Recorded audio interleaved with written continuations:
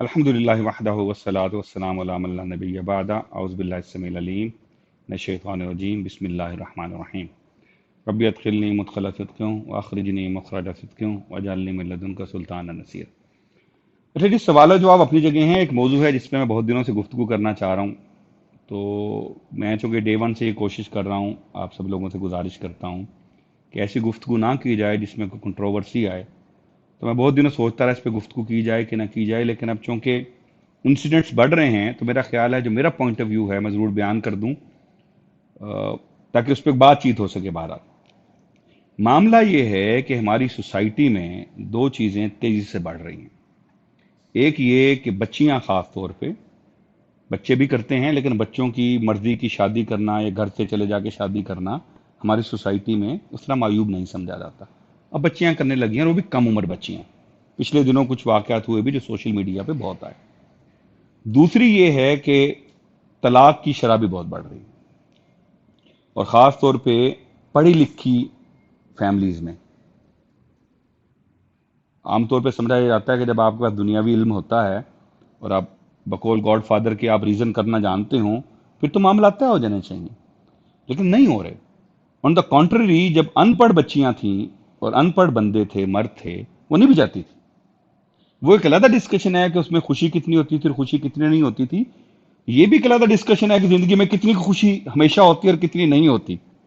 وہ ہم چھوڑ دیتے ہیں ابھی ان معاملات کو، وہ چونکہ اور طرح کی گفتگو کے متقاضی۔ اس پہ ہم آتے ہیں۔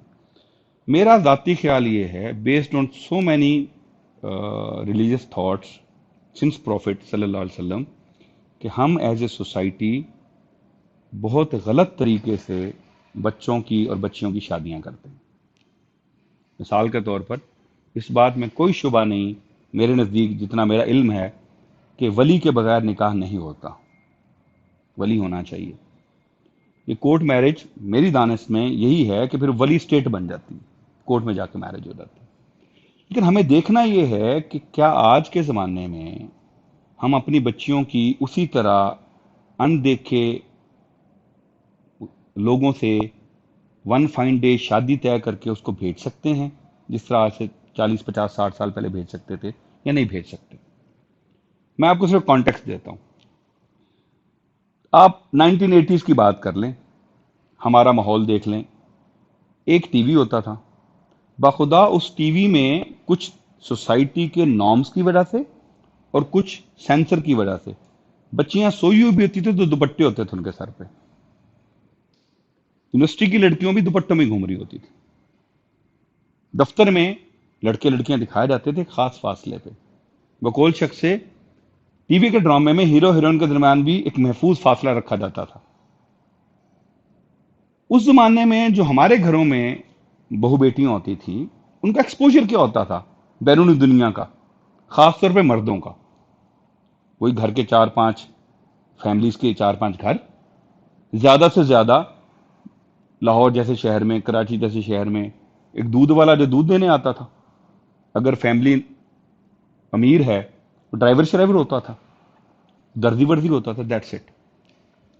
ایک تو وہ سارا ایکسپوجر بہت محدود، کنٹرولڈ ہوتا تھا، یعنی دردی سے یہ نہیں ہوتا تھا کہ لڑکی اکیلے جا کے دردی سے ناپ دینے چلی گئی ہے۔ دوسرا، وہ سارے جو لوگ ہوتے تھے سب کانشیس لیول پر بھی اور سوشل لیول پر بھی اس فیملی کی ان بچیوں، ان خواتین سے لوور لیول کے ہوتے تھے۔ اس کے باوجود معاملات ہو جاتے تھے لیکن کم ہوتے تھے۔ پھر وہ بچی دیکھتی تھی کہ میری دادی، میری ماں، میری خالہ، میری پھپھو وہ خدمت کرتی ہیں گھر کے مردوں کی۔ اگین یہ علیحدہ بحث ہے کہ گھر کے مردوں کی خدمت کرنا بیویوں پہ لازم ہے کہ نہیں ہے، وہ تو ایک علیحدہ بحث ہے، لیکن نام کیا تھا؟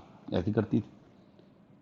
ہمارے ہاں اس بات کو کئی دفعہ تانے کے طور پہ پیش کیا جاتا ہے۔ اشفاق صاحب نے اس پہ ایک دفعہ بات کی تھی کہ جناب سارا گھر کھانا کھا لیتا ہے تو پھر عورت کو کھانا ملتا ہے، پھر بچی کو کھانا ملتا ہے۔ بالکل یہ ایسی ہوتا ہے، اس کی ٹریننگ ہو رہی ہوتی تھی، کل کو اس نے ماں بننا ہوتا تھا۔ دیہاتوں میں، غریبوں میں روٹی فراوانی سے نہیں ملتی تھی، روٹی کا میسر آ جانا ایک نعمت کے طور پہ لیا جاتا تھا، ابھی بھی لیا جاتا ہے چھوٹے شہروں میں۔ کھانا کھانے کے نام پہ ابھی بھی ہمارے ہاں 5 اسٹار ہوٹل کی شادی کی سیریمنی میں جو کھانا کھل گیا ہے کہ خوشکن آواز کے بعد ایک یلغار ہوتی ہے، وہ ہماری 6,000 سال کی بھوک ہے جو انسٹنکٹ میں، ڈی این اے میں ہے۔ جس نے پچھلے 2 مہینے سے مرغی یا بکرا نہیں کھایا، اس کا بھاگنا تو سمجھ آتا ہے۔ جس نے کل بھی کھایا، اس کا بھاگنا سمجھ آتا نہیں آتا۔ وہ سب کانشیس لیول پہ بھوک ہے۔ خیر جی، تو اس کی ٹریننگ ہو رہی ہوتی تھی۔ اب وہ ٹریننگ ہم نے ختم کر دی بیچ میں سے۔ اب آج کی جو بچی ہے، اس کے ایکسپوجر کیا ہے؟ ساری دنیا، یہ مشین، ساری دنیا اس کے فنگر ٹپس پہ ہے۔ اس پر کمپیریٹیو انالیسز ہیں۔ وہ، ہم نے بھی، سوسائٹی نے بھی، اسکول نے بھی اس کو کہا ہے کہ تم خود سوچو۔ پیرنٹس کے پاس جنرلی ٹائم ہی نہیں ہے۔ بھئی اگین ہمارے زمانے میں کچھ 46-47 کا ہو گیا، ہمارے ابا تو 3 بجے گھر آ جاتے تھے دفتر سے، ہمارے سر پہ ہوتے تھے، فجر کی نماز میں اٹھایا جاتا تھا۔ اب ابا کو خود فرصت نہیں ہے، اٹھانا بھی چاہے بیٹا اٹھتا ہی نہیں ہے، کہتا ہے آج تو سنڈے ہے، میں دیر تک سوؤں گا۔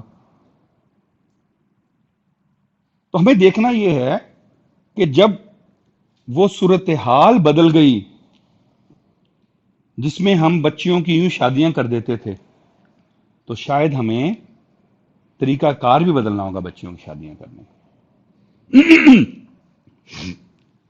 کیا میرا خیال یہ ہے کہ جب ہم نے خاص طور پہ بچی کو، کیونکہ بچی کے اپنی شادی، مرضی سے شادی کرنے پہ سوسائٹی کو پریشانی ہوتی ہے، لڑکے پہ نہیں ہوتی۔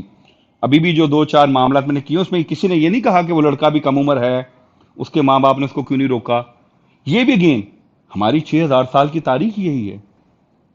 ہماری سوسائٹی میں، ہندوستان پاکستان کی سوسائٹی میں، لڑکی گھر سے ناراض ہو کے چلے جائے تو گھرانے کی عزت خراب ہو رہی تھی، لڑکا چلا جائے بالکل نہیں ہوتی۔ یہ ایک الگ ڈائیکاٹمی ہے۔ پہلے تو اس کا حل نکالیں۔ پہلا حل یہی ہے کہ اپنے گھروں میں بچیوں کو، بچوں کو ایک طرح کی تربیت دیں، ایک طرح کے اخلاقی معیار سکھائیں، ایک طرح کی قدغنیں لگائیں، ایک طرح کی آزادیاں دیں۔ اگر بچی کے لیے لازم ہے کہ وہ گھر سے نکلے تو ایک خاص طرح کے حلیے میں نکلے اور اپنی نگاہیں نیچے رکھے، تو بچے کو بھی بتائیں بیٹا جب تو گھر سے نکلے تو ایک خاص طرح کے حلیے میں نکلے اور اپنی نگاہیں نیچے رکھے۔ اللہ نے غض بصر، نگاہ نیچے رکھنے کا حکم صرف عورتوں کو نہیں دیا بھائی، ہم تو مسلمان سوسائٹی ہے نا جی۔ پہلا مرحلہ یہ۔ دوسرا مرحلہ یہ کہ اس طرح بچوں کے ساتھ ہم کھل کے بات کرتے ہیں ان موضوعات پر، بھی بچوں کے ساتھ بھی شروع کریں۔ وما علینا الا البلاغ المبین۔